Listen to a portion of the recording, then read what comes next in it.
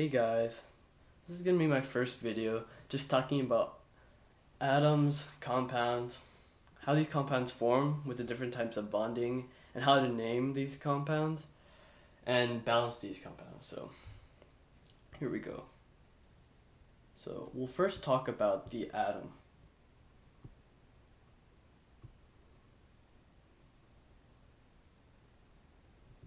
So the atom is the most fundamental unit of matter. So everything that we see, everything that we interact with in this world is made of these small particles called atoms. And the way I like to picture these atoms is, let's say you have 100 inch by 100 inch by 100 inch cube of gold. So gold is an element. Atoms make up these elements, and we have 118 known elements that in the world right now. So these atoms make up this huge cube. So let's say you have this cube that I mentioned. Excuse my drawing, it's pretty bad. And let's say we cut it in half like 1,000 times. And we get this really, really small structure, and we can't cut it down anymore. This is the atom, basically. So this small little structure has the exact same properties as this huge bulk material. And it's really interesting because these atoms are the ones that combine together to make all these huge structures that we know. So the atom, right over here, isn't actually a circle or a sphere. They come in a lot of different sizes, but for scale's sake, I like to picture it this way. And the thing distinguishing between all these atoms are the subatomic particles. Subatomic particles.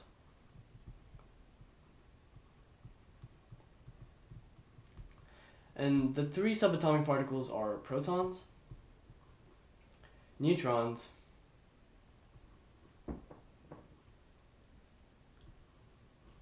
and electrons.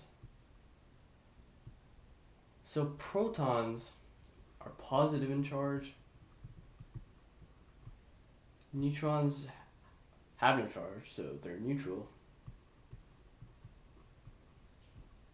And electrons are negative. So I'm just going to talk about how they relate to each other, how they differ from each other, and basically what qualities they add to each atom, and how they make each atom different. So protons and neutrons are extremely similar in size and weight. So both of them reside in the really small, densely packed center of the atom. And that center is called the nucleus. So protons and neutrons reside in the nucleus in different numbers and ratios, and that's what basically differentiates between each kind of atom, whether it's nitrogen or oxygen or argon. Electrons are a little bit different. First of all, they're a lot smaller, like a lot smaller, and they don't add as much weight. So we deem the electron's weight extremely negligible. And electrons reside in the outer part of the atom. Excuse me. So there are small subatomic particles, electrons, that reside around the nucleus, and in the nucleus you have protons and neutrons. Protons really decide what the element is. So if it's nitrogen, if it's oxygen. Neutrons really don't do much other than the fact that they add a bit of weight, and electrons really decide how an atom bonds.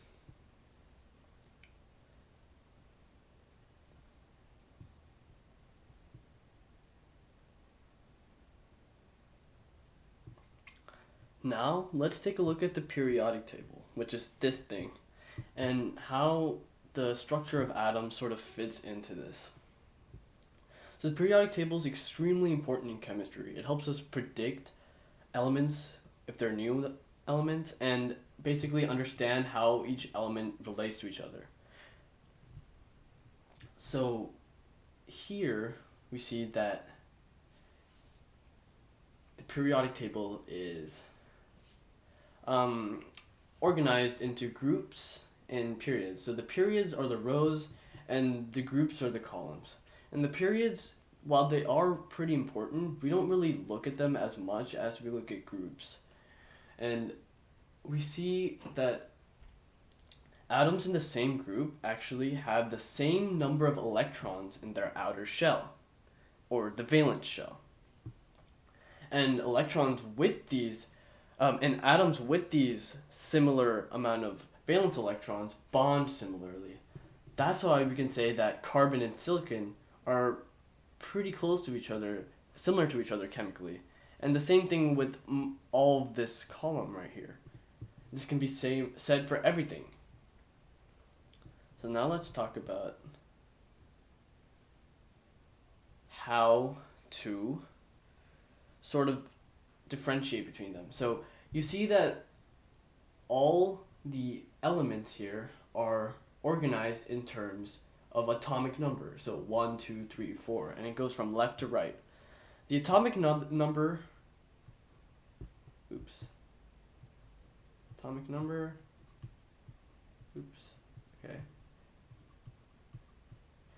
is nothing but the number of protons. So the only thing really differentiating between carbon and nitrogen is an extra proton. But the fact is, carbon and nitrogen are so different, and the fact that one proton can make such a difference is super interesting. So protons make up the atomic number, and although it isn't really portrayed here, but most periodic tables have it, it's something called molar mass. And molar mass is extremely important in like stoichiometry calculations, and molar mass basically says that in a mole of an element, so let's say you have carbon here, and you have 6.02 times 10 to the 23 atoms of carbon.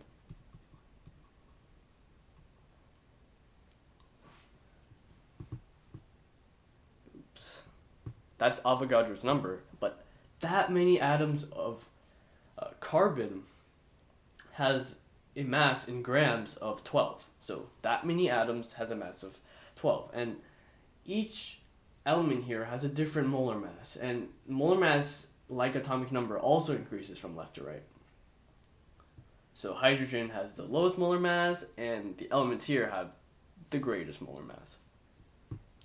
Molar mass is actually nothing but the number of protons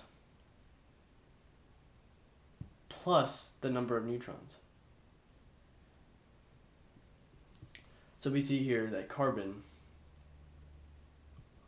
with a atomic mass or molar mass of 12 has 6 protons. So 6 protons. And because it has an atomic mass of 12, we already know that it has 6 neutrons. And that's a good way to tell the number of protons and neutrons of a particular element, because the number of neutrons isn't really listed here. So let's erase this.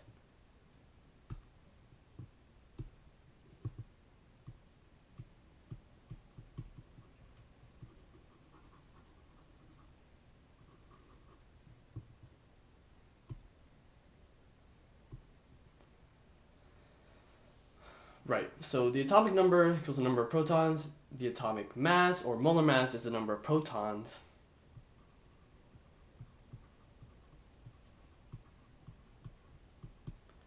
Protons plus neutrons. So now you're asking, what does electrons have anything to do with this? Electrons are extremely, extremely important. So electrons, like I said, the valence shell. So a group number of 1 has 1 electron in its last valence shell. Same thing with here. So 1 electron in its last valence shell, 2 electrons in its valence shell. And then we skip here. Boron has 3 electrons in its valence shell, carbon has 4 electrons in its valence shell, and so on. But not all atoms are happy with their electrons in their valence shell. Every atom, and I can't stress this enough, every atom wants to be stable. Everyone essentially wants a full valence shell, and that's 8 electrons. So everyone wants 8 electrons. So they're willing to gain and lose electrons to get this last valence shell. And that's where ions come in. So usually, let's say beryllium here, or carbon here, it has 4 electrons in its last shell and a total of 6 electrons, because we know that in an atom, any stable atom, the number of protons equals the number of electrons, sorry. So that number is the same. However, a carbon atom isn't happy with just 4 electrons in its last shell. It wants to have a full valence shell. It wants to be stable. It wants to be happy. And the only sort of row that doesn't need to lose or gain electrons, column that wants to lose or gain electrons, is the noble gases. So they already have 8 electrons. They don't need anything. Except everyone else, they want a full shell like this. So that's where ions come from. These elements want to lose and gain electrons so that they can have a full shell. So now let's take a look at ions. I'm gonna erase all this.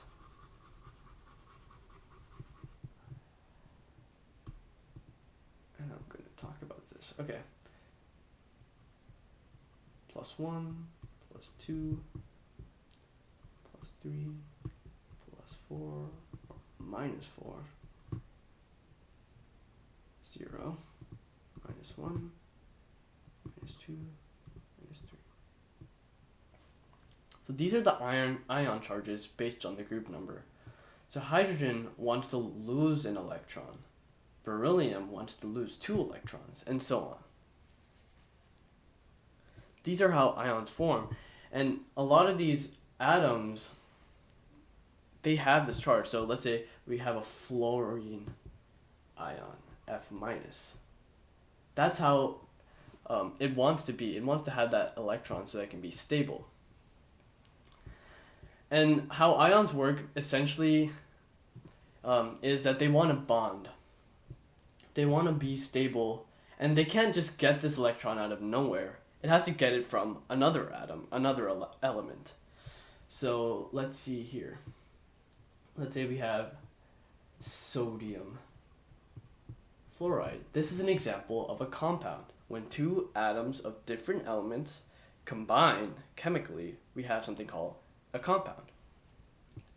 And there are different types of compound. We have ionic, and we have covalent. We'll first talk about ionic compounds. An ionic compound is nothing but a nonmetal and a metal combining together. So sodium here is a metal and fluorine is a nonmetal. And this is an extremely stable compound. And the reason that is because there's an exchange of ions, an exchange of an electron to form ions. So sodium is actually in the plus form and fluorine is in the minus form. So the sodium gives up its electron to the fluorine. So this way the fluorine gains an electron and sodium loses an electron. And that way both of them have a stable octet. A stable sort of form, an octet, or 8 electrons.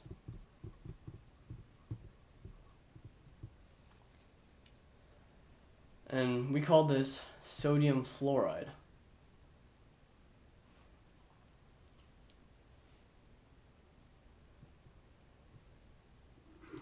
So now I'm going to talk about exactly why this ionic bond is so powerful, so significant.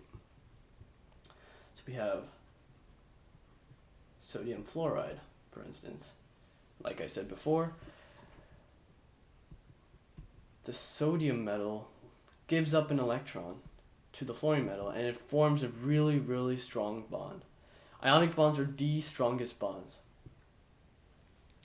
And I think now it's a good time to talk about how to name them and how to balance them, because not all compounds are in this form, this AB form. Some of them could have subscripts. So let's talk about that. So,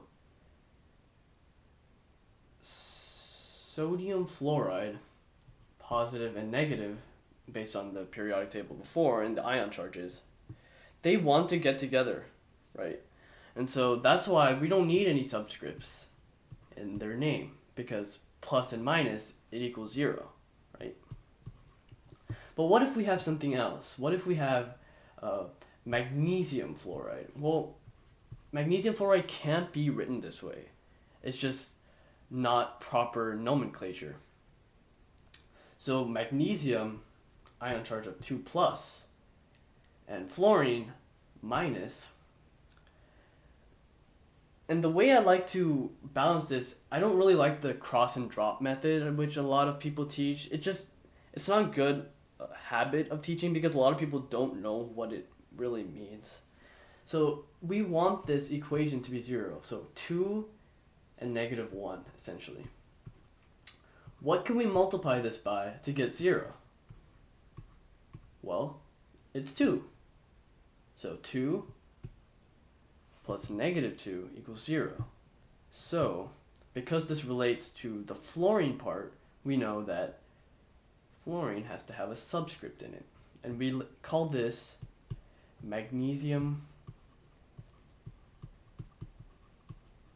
fluoride.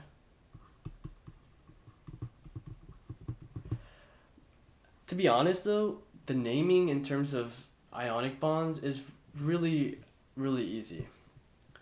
The cation, or the positive charge, we call that a cation, and a negative charge called the anion. The cation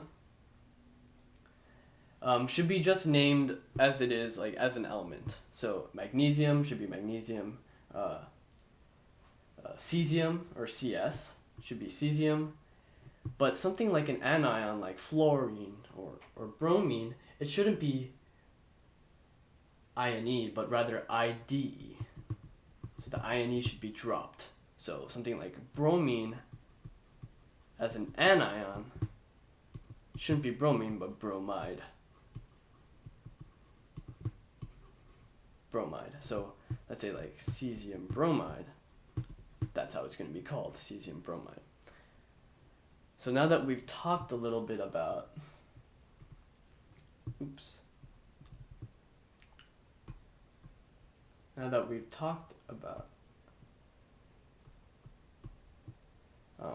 how to name ionic bonds, let's move on to another type of bonding, covalent bonding.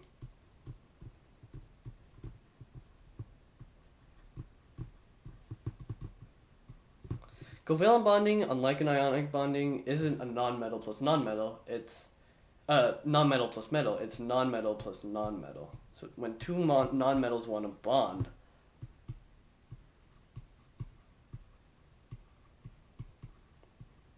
we get a covalent bond. And it's not a complete transfer of ions. Like in sodium fluoride, the electron moved from the sodium to the fluoride atom. But here, it's a sharing of electrons. So let's say we have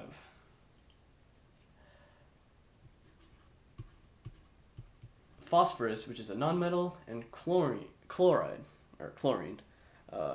is another nonmetal. So when you combine them, when you bond, they share atoms. So let's say it's like this. There's a sharing of atoms because electrons go between each cloud, electron cloud. Covalent bond naming is also extremely easy.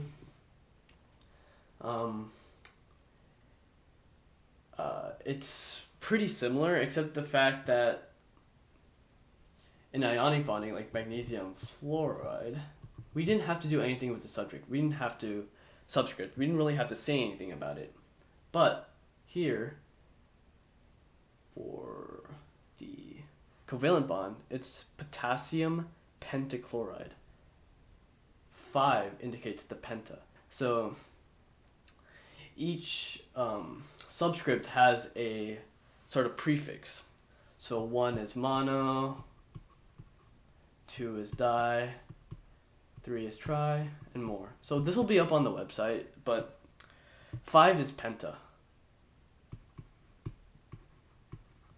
And for that we call phosphorus pentachloride.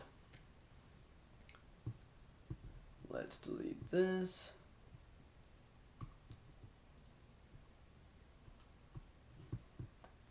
So that was how to name covalent compounds. But what about balancing them? Well, here's a really easy trick.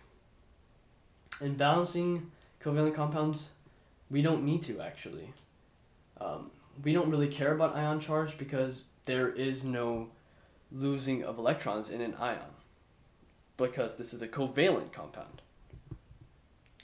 So there is no balancing needed. We don't really care that much about that. And to end this video, I'll talk about one more concept. It's called the isotope.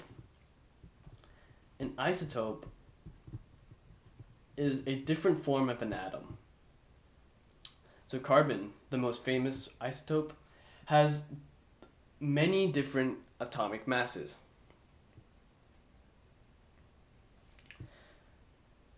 So it's like carbon 12, carbon 13. It has many different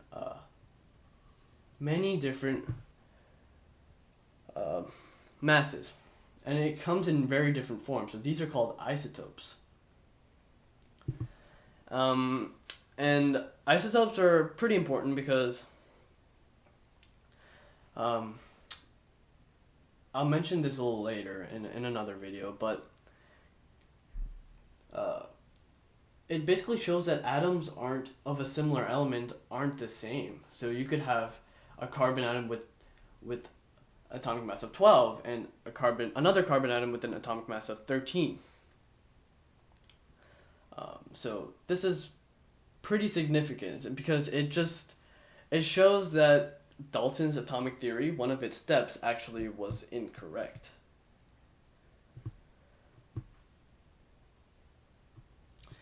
So to finish this video, I figured we might as well have a problem about isotopes. So isotopes, as I mentioned before, are nothing but different sort of versions of an atom. So we'll have a question here. The average molecular weight for element X is 59.97 grams per mole. So that's the molar mass if it were on the periodic table. Okay, and then there are two known isotopes of element X, one weighing 59 and the other weighing 61. So I'll introduce something called a natural abundance.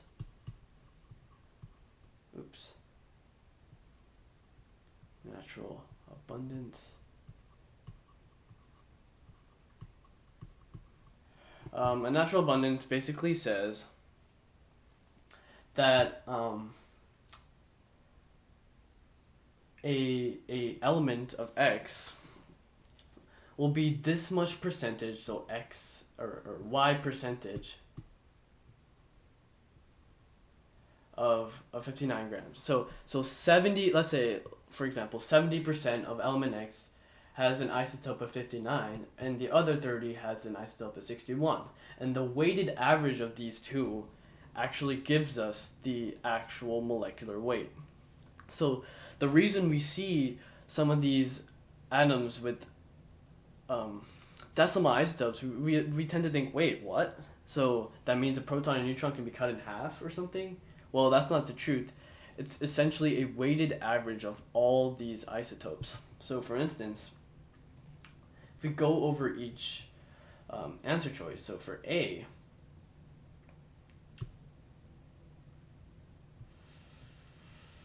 515 times 59 plus 0.485 times 61 should equal to 59.97. And if it doesn't, we move on to the next answer choice until we solve this one by one and figure, oh, okay, so this equation finally is 59.97. That's the answer. Okay, thank you guys for watching. I'll make another video pretty soon, and I'll give the answer out in the description of the video too. So I just want you guys to try it out and see what you get. Just know that 0.515 or 0.485 can be replaced with these numbers because this is just an equation, and it should equate to 59.97. That's when we know it's the right answer. Okay, thanks guys for watching.